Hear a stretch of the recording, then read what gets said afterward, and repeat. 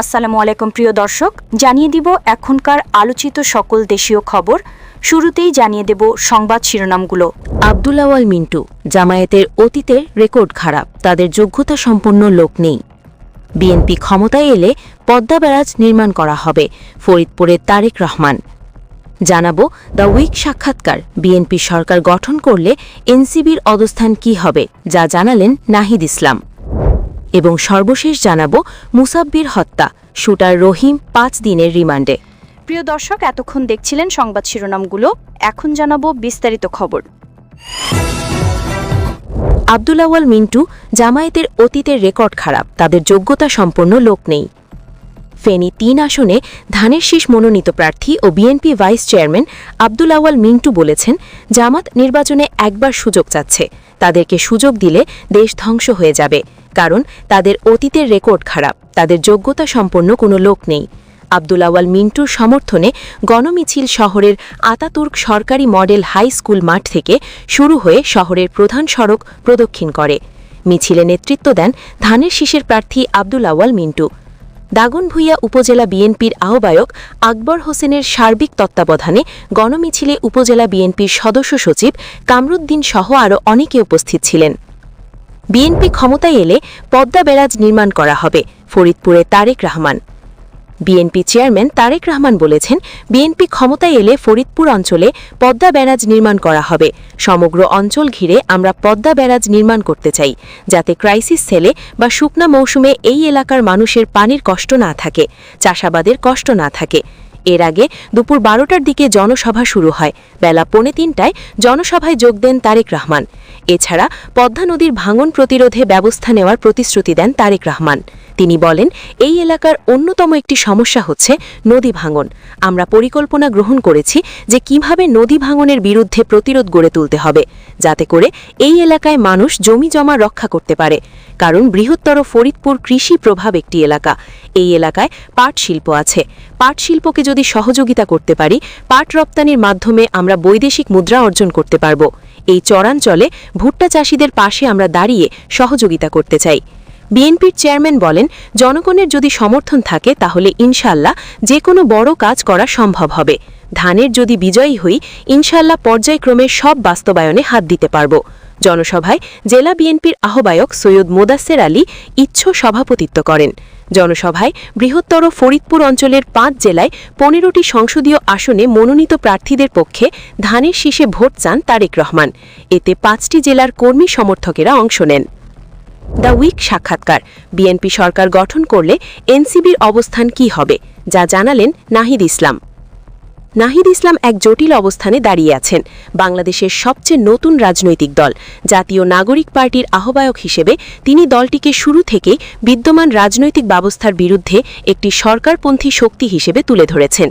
কিন্তু নির্বাচনী বাস্তবতায় এনসিপি জামায়াত ইসলামী ও অন্যান্য ইসলামী দলের সঙ্গে জোটে যেতে বাধ্য হয়েছে। ভারতীয় সংবাদ মাধ্যম দ্য উইকে দেওয়া সাক্ষাৎকারে ২৭ বছর বয়সী নেতা বলেন, প্রতিযোগিতামূলক রাজনীতিতে টিকে থাকতে নির্বাচনী সমঝোতা জরুরি। একই সঙ্গে সংসদে প্রবেশের জন্য এটি প্রয়োজন। তার বিশ্বাস, সীমিত আসন পেলেও জুলাই ২০২৪-এর ছাত্র নেতৃত্বাধীন আন্দোলনের মাধ্যমে যে সংস্কারের স্বপ্ন দেখা হয়েছে তা এগিয়ে নেওয়া সম্ভব। দ্য উইকের প্রশ্ন, আসন্ন নির্বাচনে জামায়াত এনসিপির জোটের সম্ভাবনা কেমন? নাহিদ ইসলাম বলেন, আমরা জোটের অংশ হিসেবে ৩০টি আসনে প্রতিদ্বন্দ্বিতা করছি। এনসিপি কতটি আসন পাবে তা এখনই বলা কঠিন, কারণ আমরা নতুন দল, আগে কোনো নির্বাচনে অভিজ্ঞতা নেই। তবে আমরা আশাবাদী এনসিপি ও জোট ভালো ফল করবে এবং নির্বাচনে প্রতিযোগিতা হবে। দ্য উইকের প্রশ্ন, এই জোট কি শুধু নির্বাচনী নাকি এর কোনো আদর্শিক ভিত্তিও আছে? নাহিদ ইসলাম বলেন, এটি মূলত নির্বাচনী সমঝোতা, আসন ভিত্তিক সমন্বয়। তবে কিছু বিষয়ে আমাদের মিল আছে। বড় একটি বিষয় হল বিপ্লব পরবর্তী সংস্কার। এজন্য একটি ঐক্যমত কমিশন গঠন করা হয়েছে এবং এ বিষয়ে গণভোট হবে। আমরা হ্যাঁ ভোটের পক্ষে প্রচার চালাচ্ছি। যদি আমরা সরকার গঠন করি তাহলে যৌথভাবে সংস্কার প্রস্তাবগুলো বাস্তবায়ন করব। সংস্কার আমাদের অন্যতম প্রধান এজেন্ডা। দ্বিতীয় বিষয়টি হল দুর্নীতি বিরোধী অবস্থান ও সুশাসন। আরেকটি গুরুত্বপূর্ণ বিষয় হল সার্বভৌমত্ব ও আধিপত্যবাদের বিরোধিতা, বিশেষ করে প্রতিবেশী দেশগুলোর প্রভাবের বিরুদ্ধে অবস্থান। আমরা মর্যাদাপূর্ণ ও সার্বভৌম পররাষ্ট্রনীতি চাই। এসব বিষয়ে আমাদের একটি যৌথ সূচিপত্র রয়েছে। দ্য উইকের প্রশ্ন, আপনারা ক্ষমতায় এলে কি বাংলাদেশ একটি ধর্মতান্ত্রিক রাষ্ট্রে পরিণত করবেন? নাহিদ ইসলাম বলেন, জামায়াত বলেছে তারা উদার নীতির মধ্যেই থাকবে। যদি জোট সরকার গঠিত হয় তাহলে তা ধর্মতান্ত্রিক হবে না, এটি হবে একটি গণতান্ত্রিক সরকার এবং গণতান্ত্রিক বাংলাদেশ গড়ে তুলবে। নারী ও স্বল্পালঘুদের বিষয় অবশ্যই গুরুত্ব পাবে। এটি আমাদের মৌলিক অধিকার এবং এনসিপির অন্তর্ভুক্তিমূলক মূল আদর্শের অংশ।